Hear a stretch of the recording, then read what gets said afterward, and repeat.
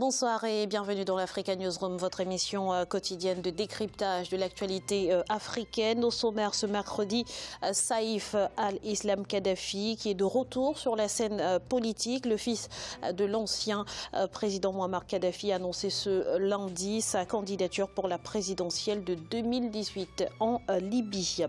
Au programme également la réforme de la loi d'indigénisation et d'émancipation économique au Zimbabwe. Objectif affiché, attirer davantage d'investisseurs. Et puis, en ce mois de mars, considéré comme celui de la promotion des droits de la femme, une application pour lutter contre les abus sexuels a été lancée en Côte d'Ivoire. Comment ça fonctionne? Eh bien, on en parle sur ce plateau avec nos invités. Monsieur Kerwin Maïzo, bonsoir. Bonsoir Graziella. Vous êtes analyste politique. Merci d'avoir accepté notre invitation. Tout honneur pour moi. Avec nous également sur ce plateau, monsieur Amadou Sylla. Bonsoir à vous. Oui, bonsoir. Vous êtes coordonnateur de la diaspora des Sénégalais de France. Merci d'être avec nous sur ce plateau. Le plaisir est partagé. Et sans oublier notre éditorialiste Jean-Marie Bitomo. Bonsoir Jean-Marie. Bonsoir Graziella, ravi de pouvoir passer cette heure-là avec vous sur le plateau. Et bonsoir à nos téléspectateurs et téléspectatrices. On démarre tout de suite avec l'actualité politique.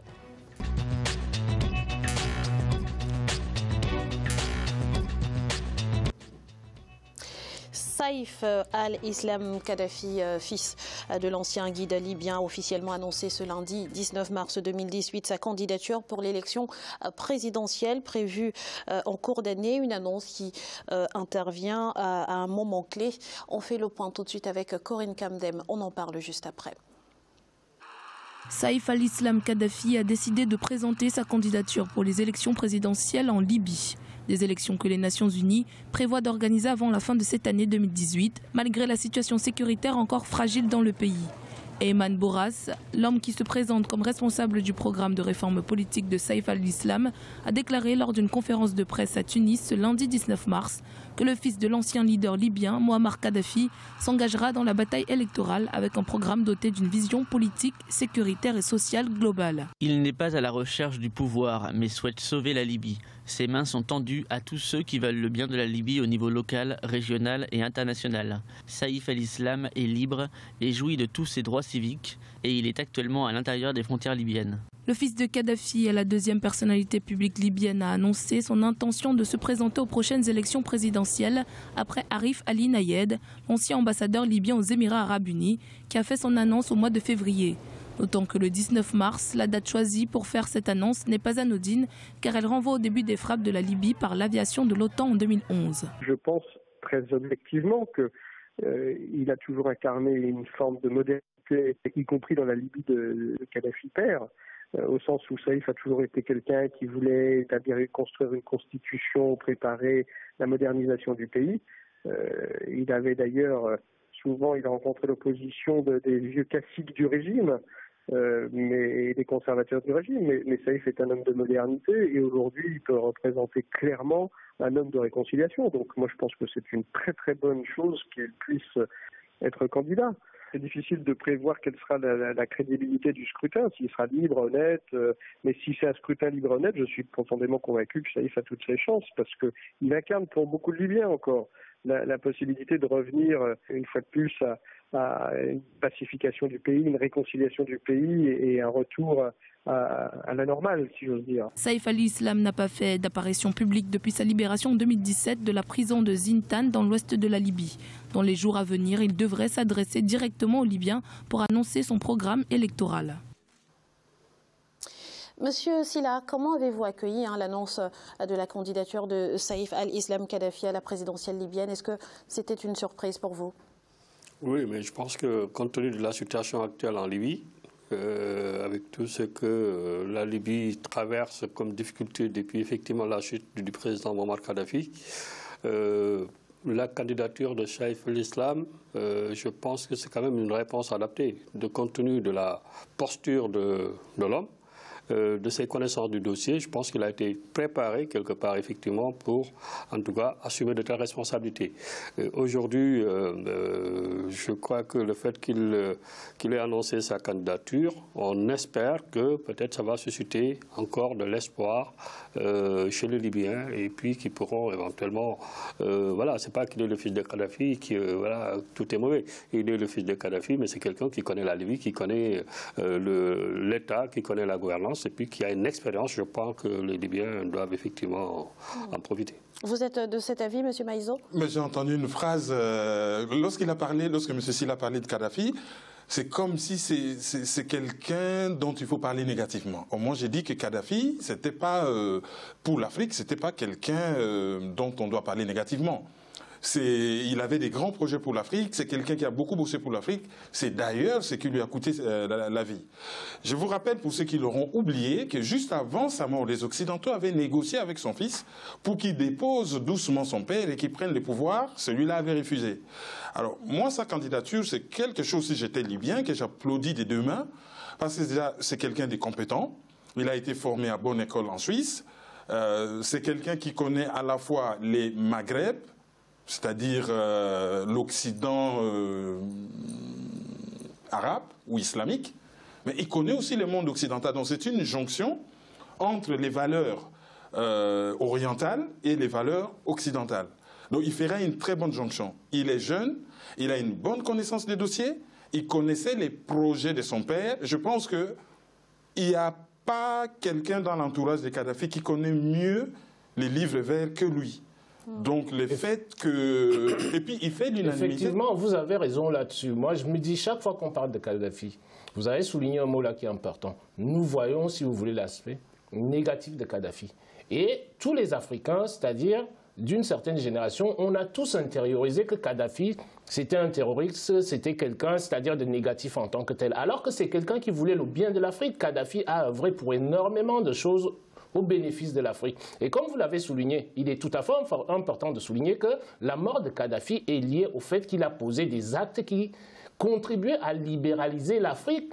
Quand Kadhafi, on va le tuer, pourquoi? Kadhafi se décide de dire que je mets sur pied un fonds monétaire africain doté de fonds supérieurs au fonds monétaire international. Est-ce que les pays étrangers peuvent soutenir quelque chose de ce genre-là? Donc il ne faut pas voir Kadhafi uniquement c'est-à-dire de la représentation que les Occidentaux en font. Parce que cette représentation-là est liée à quoi? Est liée à la menace que représentait Kadhafi par rapport à la libéralisation de l'Afrique, Graziella. Donc Kadhafi aujourd'hui, comme il a dit notre invité, c'est quelqu'un qui voulait le bien de l'Afrique en tant que tel. Donc on arrête de nous mettre dans la tête que c'était quelqu'un qui était un terroriste international. J'ajoute un fait très important. Si aujourd'hui en Afrique, on utilise les téléphones moins chers, c'est parce qu'un certain Kadhafi a accepté de payer 500 000 $. Mais je voulais juste préciser une chose, c'est-à-dire je ne vois pas en Kadhafi une négativité. Au contraire, c'est-à-dire j'ai peut-être parlé de cette manière-là, mais je ne vois pas. Et je crois qu'aujourd'hui, les Africains ont une part de responsabilité sur ce qui se passe en Libye. Effectivement, d'avoir laissé en sorte de l'assassiner. Voilà, moi, il y a un discours aujourd'hui. Le Gabon, le Nigeria et l'Afrique du Sud, ce sont les trois pays qui ont voté la résolution que les Occidentaux ont détournée pour l'assassiner. Et son fils, c'est quelqu'un qui fait l'unanimité dans un pays déchiré où il y a plusieurs tribus. C'est un nom qui peut être un dénominateur commun. Je pense que c'est le meilleur candidature. Je pense que la plupart, vous verrez même sur la scène politique libyenne, c'est-à-dire toutes les élections qui sont déroulées là. Toutes ces élections-là, vous avez pas mal de kadhafistes qui se sont abstenus de ne pas voter. Justement, ce qui fait ils ont boycotté ils ont boycotté énormément. Et apparemment, depuis qu'il aurait lancé, comment dirais-je, son intention de se présenter à la magistrature suprême, bon, vous avez les listes électorales qui jouent d'une certaine popularité sur place. En Libye. Mais il y a une question qui se pose, messieurs. Est-ce que le contexte sécuritaire actuel en Libye est propice finalement à l'organisation d'élections en 2018? Monsieur Justement, là, Graziella, vous posez une question. Bon, je laisse la parole à moi. Le contexte ne s'y prête pas parce que nous sommes en face d'un désordre organisé, en fait. Ceux qui ont détruit ces pays ont intérêt à en faire une zone de non-droit. La contrebande, les pillages de pétrole, la destruction, parce que, rappelez-vous, lorsque l'OTAN détruisait ces pays, les 3 pays impliqués, les États-Unis, la Grande-Bretagne et la France, pensaient d'abord aux entreprises qui devaient s'occuper de la reconstruction. Tout à fait. Ils ont détruit les endroits qu'ils n'avaient pas à détruire. Vous voyez, on cherche Kadhafi dans telle ville, on va détruire une autoroute qui est à 500 km de là. C'est pour que demain, par exemple, une société, je vais citer, je ne dis pas que c'est ça, mais bon, Bouygues, par exemple, va bénéficier d'un contrat pour reconstruire Non, l'autoroute. vous avez raison pour ça. Il n'y a qu'à regarder le cas de l'Irak, la reconstruction de l'Irak. Donc, votre théorie, ce n'est pas une théorie, si vous voulez, qui est jetée en l'air. Elle peut s'appuyer sur des faits avérés que nous avons tous, comment dirais-je, constatés. Et puis, il y a un élément aussi à tenir compte, parce qu'aujourd'hui, la candidature annoncée de Saïf al-Kadhafi, je crois qu'aussi, il ne faut pas oublier quelque part le soutien, la volonté de l'Occident. Parce que l'Occident ils ont commis une bêtise, ils le reconnaissent, même s'ils ne le disent pas, mais aujourd'hui, au niveau de l'Occident, beaucoup pensent effectivement que le fils de Kadhafi peut être le président qui peut créer... Donc je crois que quelque part aussi, les conditions sécuritaires dont vous évoquez tout à l'heure, la communauté internationale va s'engager pour sécuriser les élections-là. Créer les conditions en fait que ces élections puissent se dérouler dans de très bonnes conditions. Alors, et juste après, il faudrait poser les dossiers de tout cet argent qui disparaît un peu partout des banques. Dernièrement, en Belgique, les fonds libyens gelés, sauf erreur de ma part, il y a 80 milliards de dollars qui ont disparu. L'article se trouve dans la Libre Belgique en ligne. Les fonds gelés qui ont disparu. Donc il aura du pain sur la planche. Une fois installé, lui qui a étudié en Suisse, il va devoir traquer cet argent. Oui, comme vous l'avez dit tout à l'heure, je pense que la Libye va bénéficier d'une personnalité qui maîtrise la géopolitique internationale. Absolument. Alors, messieurs, on a évoqué ici les atouts, bien sûr, de Saïf al-Islam Kadhafi, mais il ne faut pas oublier que ce dernier est sous le coup d'un mandat d'arrêt international de la Cour pénale internationale. Est-ce que cela ne risque pas, finalement, de lui faire défaut, Monsieur Sylla? Oui, mais en fait, je pense que la Libye n'est pas signataire de la charte, effectivement, qui régit la Cour pénale internationale. Je crois que c'est pour cette raison, effectivement, qu'il n'a pas été livré à la Cour pénale internationale. Donc, mais la Cour pénale internationale, c'est quand même une volonté occidentale, ça on le sait. Mais quels sont les chefs d'inculpation, quels sont les motifs qu'on reproche à Saïf al-Islam? Le fils de Kadhafi, c'est tout. Mais je crois que la situation actuelle, en tout cas, il y a quand même, comment dirais-je, une raison très très fondamentale qui voudrait en tout cas aujourd'hui que la Libye se retrouve, parce qu'il y a la question de l'immigration clandestine. On a vu ce qui se passe dans le désert, tout ce désordre aujourd'hui qui a été créé, et que l'Occident aujourd'hui est victime de ce désordre-là. Et je crois que tout le monde a intérêt, quelles que soient aujourd'hui les raisons, que effectivement, de sécurité, si vous voulez, Kadhafi, la Libye était la soupape de sécurité qui permettait en sorte que les Africains, on leur évite, comment dirais-je, la catastrophe d'aujourd'hui. Et vous venez de parler de la CPI. Graziella, vous oubliez une chose. Moi, quand on parle de Saïf, je pense au cas Gbagbo. Le cas Gbagbo, on est où aujourd'hui? C'est bien beau, mais les Occidentaux reconnaissent aujourd'hui qu'ils se sont trompés, si vous voulez, dans leur analyse des choses. Cette analyse, quand je dis se sont trompés, ils savaient très bien ce qu'ils faisaient. Donc à partir de là, je ne m'inquiète pas beaucoup pour Saïf Islam, parce que la communauté internationale commence déjà à comprendre que ces pays-là, bon, avec les pays africains, ce n'est pas tout à fait ça. Et il ne faut pas que nous oublions aussi que l'Union africaine a pris la pleine mesure de l'histoire. Il y a l'Union africaine qui est en train de travailler avec les principaux pays dans les couloirs pour que les pays africains, si vous voulez, sortent de la CPI. Merci pour toutes ces précisions, Jean-Marie. Dans l'actualité également en République démocratique du Congo, les regards sont d'ores et déjà rivés sur les élections de décembre 2018. La nouvelle loi électorale promulguée par le président Joseph Kabila le 24 décembre 2017 contraint les formations politiques à se regrouper. Et sur le terrain, les tractations vont bon train. On fait le point dans ce reportage de Jacques Amboka, notre correspondant à Kinshasa, commenté par Corinne Kamsefehem. Être plus représentatif pour relever le défi d'atteindre le seuil d'1% imposé par la nouvelle loi pour les législatives nationales, c'est le défi des formations politiques qui se préparent pour les prochaines élections prévues le 23 décembre 2018 en République démocratique du Congo. En clair, il faut récolter 460 000 voix sur environ 46 millions d'électeurs enregistrés pour être élu député national. Au sein de la majorité présidentielle, les regroupements se créent en vue d'assurer de bons résultats aux législatives. À 4 mois du dépôt des candidatures, la question du dauphin reste encore un mystère. Comme vous le savez, la loi électorale qui a été adoptée par le Parlement et qui a été promulguée prévoit qu'il faut atteindre un seuil au niveau national, au niveau provincial et au niveau local pour prétendre être éligible au partage des sièges à tous les niveaux. Puisque les échéances pointent à l'horizon, nous devons nous organiser pour solliciter les suffrages auprès du peuple qui est le souverain primaire.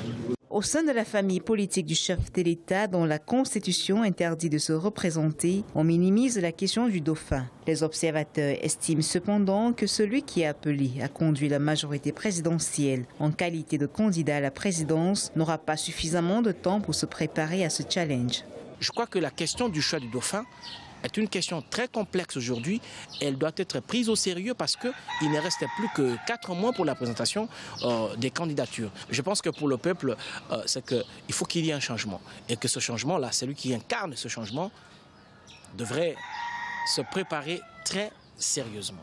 Plus de 300 partis politiques composent la majorité présidentielle. En tête, le Parti du peuple pour la reconstruction et le développement qui vient d'être restructuré. Joseph Kabila occupe désormais le poste de président du parti. Celui du vice-président est encore vacant. Selon certaines sources, c'est le vice-président qui sera désigné candidat du parti à la présidentielle. Beaucoup estiment par ailleurs que l'absence d'un consensus, une candidature commune du côté de l'opposition, jouera pleinement en faveur du pouvoir en place. Alors, Monsieur Sylla, le seuil de représentativité dans le processus de répartition des sièges à l'Assemblée nationale continue de faire polémique en République démocratique du Congo. Que vous inspire cette disposition? Mais moi, je pense que c'est une très bonne disposition parce qu'on se pose beaucoup de questions sur la représentativité des partis politiques, surtout de l'opposition de façon générale. Et on se lève, on crée une petite association, c'est un parti politique, et puis voilà. Ça fait une multitude de formations politiques qui, malheureusement, souvent ne rendent pas service à la démocratie. Et donc, il faut des règles. Et je pense que ce qui, M. Kabila, le président Kabila, a en tout cas adopté comme disposition, me paraît extrêmement intéressante parce que ça va discipliner un tout petit peu le jeu politique. Et que les partis d'opposition aussi doivent comprendre qu'ils doivent exister pour participer à faire vivre la démocratie, pour participer à des projets de société, à faire des propositions concrètes, pour être des contre-pouvoirs. Mais donc, le cas comment dirais-je, du Congo, c'est aussi l'exemple dans beaucoup de pays africains. Donc, je crois que de telles dispositions, à mon sens, effectivement, ça peut discipliner le jeu politique et que celui qui n'a pas 1%, effectivement, voilà. Alors, Monsieur Maïzo, qui a l'air complètement opposé à votre point de vue, je vous laisse prendre la parole, allez-y. Il a parlé comme si on était dans un pays normal, comme si on était dans un pays démocratique. Si on était dans un pays démocratique, les institutions fonctionnent quand même, les institutions fonctionnent. Je vais vous dire, le Congo n'a pas un problème d'élection.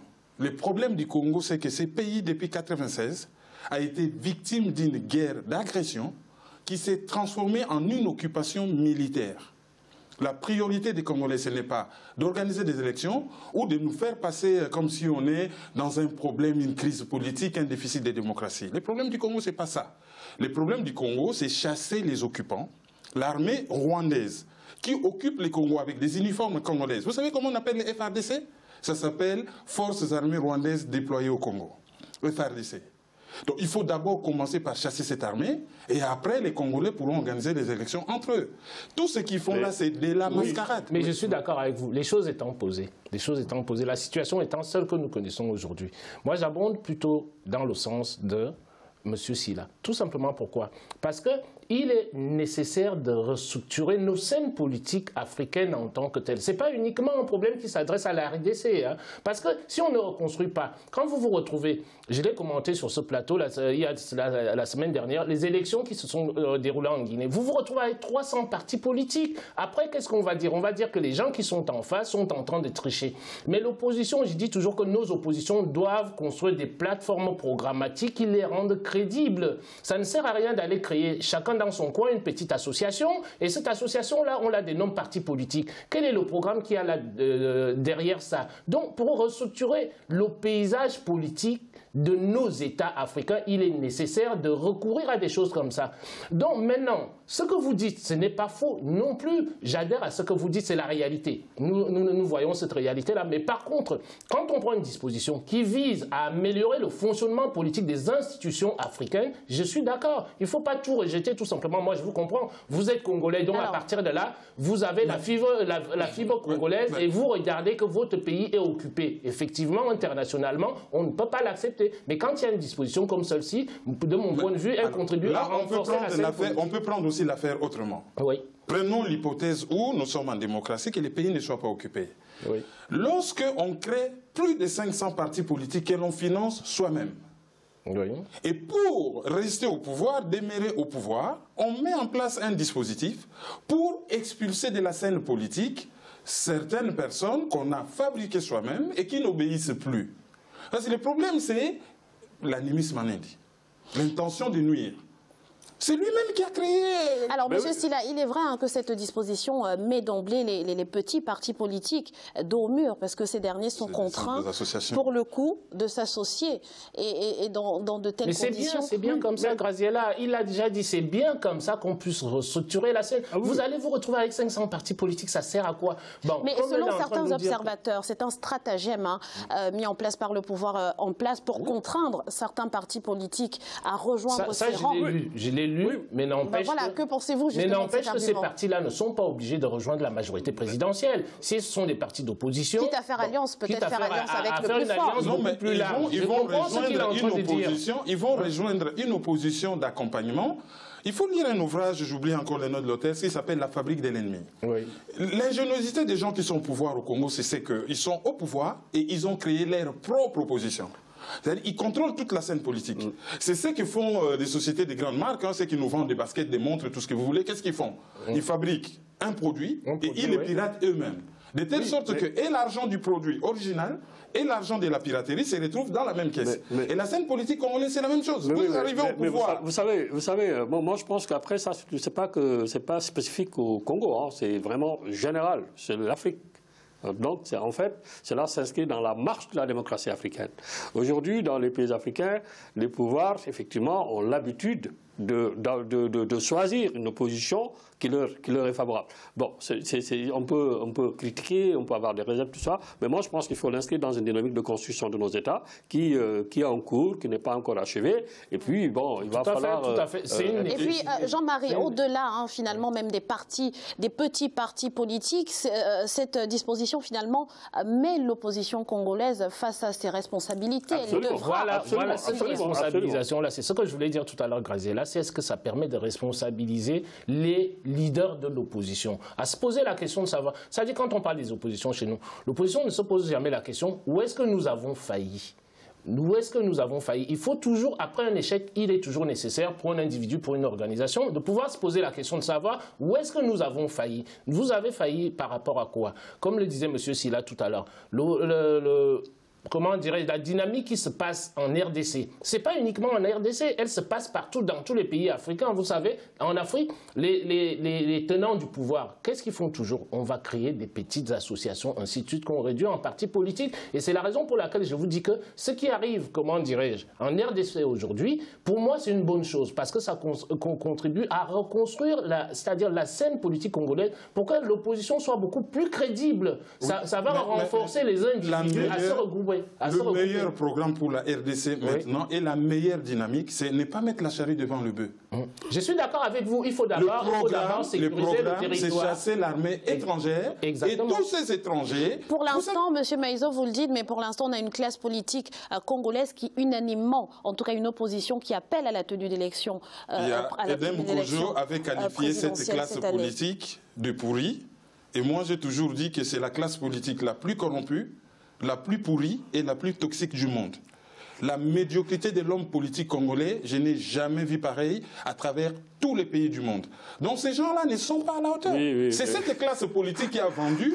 Vous savez, c'est les pays les plus riches, un des pays les plus riches du monde, qui pèse potentiellement 24 000 milliards de dollars, avec la population la plus pauvre du monde, y compris la plus pauvre d'Afrique. Monsieur Sylla. Plus pauvre que les Nigériens et les Somaliens. Non, mais moi je pense qu'il faut relativiser les choses, parce que cette manière effectivement de porter le débat, ne facilite pas les choses, c'est-à-dire la compréhension. Je dis il faut le prendre dans le contexte global africain, et voir un peu que ces pays-là qui ont été des colonies françaises à un moment donné, et que cette quête de l'identité, cette quête de la souveraineté qui est quand même un processus qui n'est pas encore achevé. Et je crois que tout ça, c'est des éléments à ne pas oublier. Donc ce qui fait que le Congo, c'est un grand pays, mais qui n'est pas contrôlé par les Congolais eux-mêmes. Voilà. Donc je crois que tout ça, c'est des difficultés. Le pays a été une colonie belge et ça s'est transformé en colonie de ce qu'on appelle la communauté internationale. C'est des difficultés. Comme vous dites exactement, c'est ce que je voulais vous dire là tout à l'heure. Vous avez tout à fait raison. Vous avez pointé le Rwanda là, tout de suite là dans votre discours. Mais les gens à qui bénéficie la situation, le Rwanda, ce n'est que le bras armé. Oui, dans ma lecture que je fais, le Rwanda, ce n'est que le bras armé. Les gens qui sont derrière le Rwanda, quand vous regardez ça, c'est au niveau interne chez nous en Afrique. Mais le Congo bénéficie aujourd'hui plus aux multinationales. Comme on le dit souvent, le coltan, le cobalt, tout ce qui s'ensuit. Nos téléphones, les firmes multinationales, ça les arrange d'avoir cette instabilité-là chronique au Congo, tout simplement. Pourquoi? Parce que ça permet d'exploiter les matières premières du Congo, si vous voulez, peanuts, c'est-à-dire on paye pratiquement rien. L'ennui, c'est qu'ils ont utilisé d'autres Africains. Ils ont utilisé certains Africains contre d'autres Africains. Voilà, c'est pour ça que je vous ai parlé du bras. Ils vont les jeter. Tout à fait. Savimbi a bossé pour les Américains. Il est mort comme un chien. Merci, M. Maïzo, pour toutes ces précisions. Nous allons à présent marquer une courte pause. On se retrouve dans quelques instants pour la suite de l'Africa News Roma. Tout de suite.